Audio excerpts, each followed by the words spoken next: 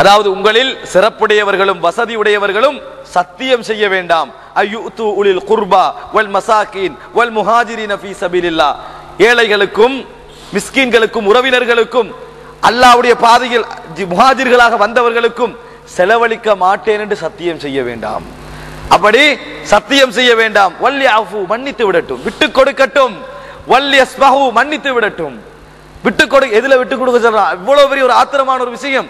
ஆனா அல்லாஹ் தஆலா சொல்றான், நீங்கள் விட்டு கொடுங்கள், மன்னித்து விடுங்கள். அவர் ஹிஜ்ரத் செஞ்சு வந்தவர், அவர் ஒரு ஏழை, தவறு செய்து விட்டார், மன்னித்து விடுங்கள், விட்டு கொடுங்கள்.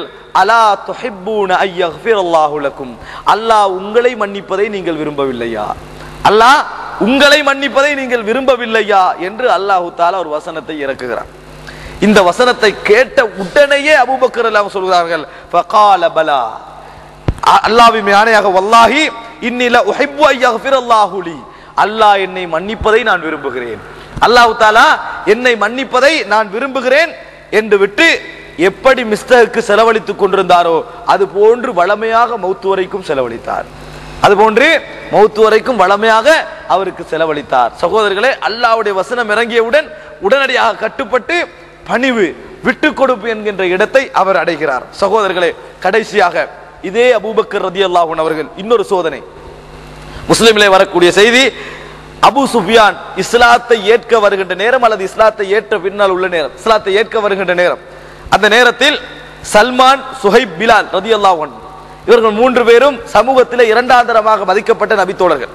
ஜாஹிலிய காலத்திலே சல்மான், பிலால், அதுபோன்று சுஹைப் ரலியல்லாஹு அன்ஹு, இந்த மூன்று பேருக்கு பக்கத்தால் அபூ சுஃபியான் போகின்ற பொழுது, அபூ சுஃபியான் அவர் ரலியல்லாஹு அன்ஹு ஒரு நபித்தோழர், பிற்காலத்திலே அவர் கடுமையான முறை இஸ்லாத்துக்கு எதிராக செயல்பட்டவர், இந்த மூன்று பேரை எல்லாம் அடிமை போன்று மதித்தவர்.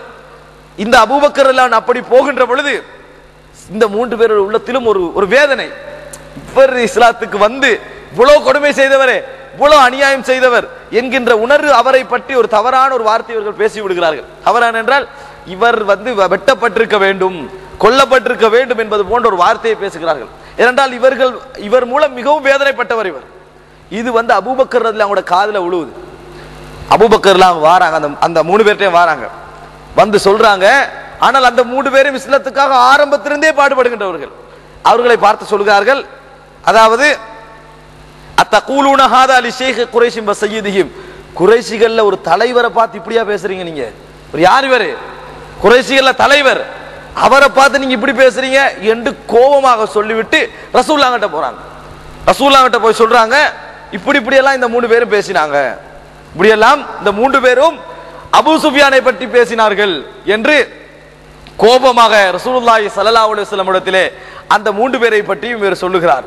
சகோதரர்களே, ரசூலுல்லாஹி ஸல்லல்லாஹு அலைஹி வஸல்லம் கேட்டார்கள் அபூபக்கர் ரலியல்லாஹு அன்ஹு பார்த்து, யா அபா பக்கர் லஅல்லக அக்லப்தஹும், நீ அவர்களை கோபப்படுத்தி விட்டாய் போல இருக்கிறது, அந்த மூன்று பேரையும் கோபமா பேசிட்டீங்க போல இருக்குது என்று சொல்லிட்டு சொல்றாங்க, லஇன் அக்லப்தஹும் ஃபகத் அக்லப்த ரப்பக், நீங்கள் அவர்கள் மூன்று பேரையும் கோபப்படுத்தி இருந்தால் உங்களது ரப்பை நீங்கள் கோபப்படுத்தி விட்டீர்கள்.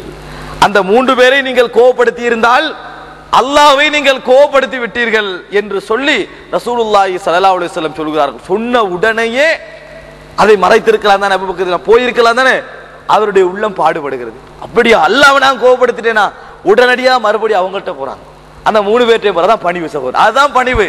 அவங்கள்ட்டே போறாங்க, போய் சொல்ற, யா இஹ்வதா, என்ன சகோதரர்களே, அக்லப்துக்கும், உங்களை நான் கோபப்படுத்திட்டேனா என்று கேட்கிறாங்க, உங்களை நான் கோபப்படுத்தி விட்டேனா என்று கேட்கிறாங்க.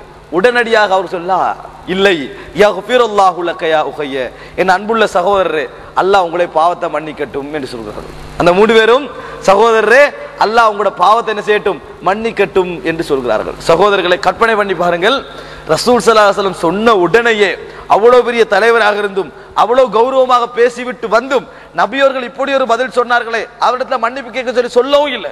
உடனடியாக இவர் போய் என்ன செய்யறாரு, அதாவது நான் உங்களை கோபப்படுத்திட்டேன் நான் என்று சொல்றாங்க. அவங்களும் அல்லாஹ் உங்களோட பாவத்தை மன்னிக்கட்டும் என்று சொல்கிறார்கள். சகோதரர்கள், இதுதான் பணிவு, இதுதான் விட்டு கொடுப்பு.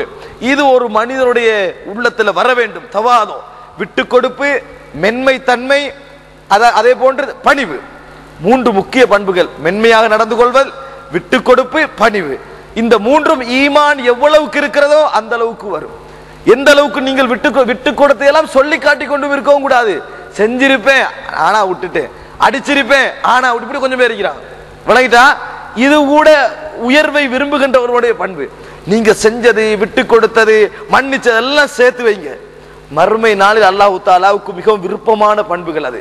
நீங்க தொழுது நோன்பு முடிச்சு செய்த நன்மைகளை எல்லாம் விட மிகப்பெரிய நன்மைகள் இதுல வந்து சேரும்.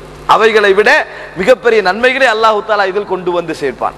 ஆக சகோதரர்களே, இந்த பண்புகள் எங்களிடத்தில் வர வேண்டும் என்றால் மறுமையை பற்றிய சிந்தனையும், மறுமையில் தான் அல்லாஹ்வுடைய உயர்வு எங்களுக்கு, மறுமையில் தான் கேவலம் என்றால் அங்கேதான் கேவலம் என்கின்ற நினைவுகள் எங்களிடத்திலே வர வேண்டும்.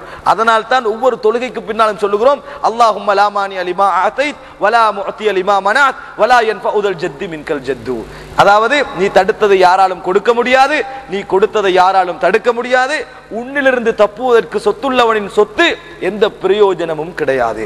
அல்லாஹ் தஆலா குர்ஆனிலே சொல்லி காட்டுகிற, நபியே சொல்லுங்கள், குலில்லாஹும்ம மாலிகல் முல்க், சொத்துக்களை அதிகாரங்களை கையில் வைத்திருக்கின்ற ரப்புல் ஆலமீனே, தூத்தில் முல்க மன் தஷா, நீ நாடியவர்களுக்கு ஆட்சியை கொடுக்கிறாய், வ தன்ஸிஉல் முல்க மிம்மன் தஷா, நாடியவர்களிடமிருந்து ஆட்சியை பிடுங்குகிறாய், வ துஇஸ்ஸு மன் தஷா, நீ நாடியவர்களை கண்ணியப்படுத்துகிறாய், வ துதில்லு மன் தஷா, நீ நாடியவர்களை இழிவாக்குகிறாய், பியதிக்கல் கைர், அனைத்து நலவுகளும் உன்னது கையில் தான் இருக்கிறது, இன்னக அலா குல்லி ஷைஇன் கதீர், நீ அனைத்து வஸ்துவின் மீதும் சக்தி உள்ளவன். சகோதரர்களே, மனதிலே பதிய வைக்க வேண்டும், ஒரு காலமும் நீங்கள் இந்த சமூகத்திலே காண்கின்ற இழிவு இருக்கிறதே, பொதுவான இழிவுகள், மார்க்க ரீதியானவைகள், பொதுவான இழிவுகள், அது உங்களுக்கு இழிவு கிடையாது. சமூகத்திலே காணுகின்ற கௌரவங்கள் உங்களுக்கு கௌரவமும் கிடையாது. உண்மையான இழிவும் உண்மையான கௌரவமும் ரப்புல் ஆலமீன் மார்க்கத்தின் மூலம் உங்களுக்கு தருகின்ற புள்ளிகள் தான். அது மறுமையில் மாத்திரம்தான் தெளிவாக விளங்கும். மறுமையில் மாத்திரம்தான் தெளிவாக விளங்கும். யூசுப் அலைஹிஸ்ஸலாம் கிணத்தில் போடப்பட்டார், ரிமண்டில் அடைக்கப்பட்டார், மறியலில் அடைக்கப்படுகிறார், சிறைச்சாலையில். அதற்கும் அந்த நாட்டுடைய பொருளாதார அமைச்சராக அவர் வருவதற்கும் எந்த சம்பந்தமும் இல்லை. கிணத்தில் போடப்படுவதற்கும் சிறையில் அடைக்கப்படுவதற்கும் அந்த நாட்டில் பொருளாதார அமைச்சராக வருவதற்கும் எந்த சம்பந்தமும் இல்லை. ஆனால் அல்லாஹு தஆலா சில வேலைகளை செய்வான். சகோதரர்களே, சில வேலைகள் எங்களது முயற்சியோடு சம்பந்தப்பட்டவைகள், சில வேலைகள் எங்களது முயற்சி